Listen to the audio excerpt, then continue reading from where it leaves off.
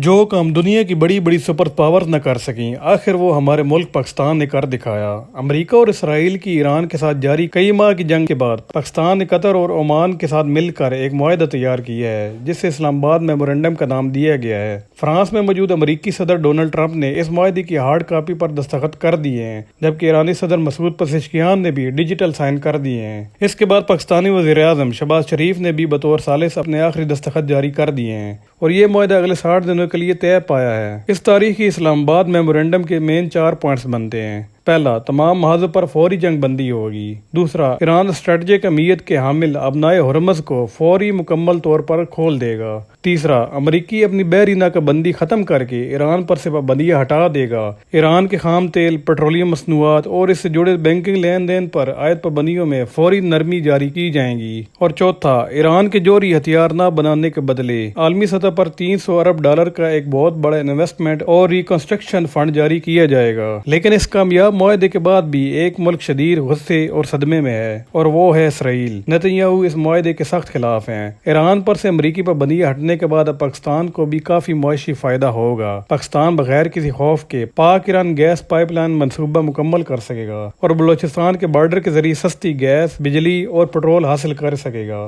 اس کے علاوہ پاکستان کو سب سے بڑا فائدہ سفارتی اور معاشی محاذ پر ہوگا۔ پاکستان کو عالمی معاشی ریلیف ملنے کی راہ ہموار ہوگی۔ کیا پاکستان کا قائم کردہ یہ امن مستقل رہے گا، یا اسرائیل اس کھیل کو خراب کر دے گا؟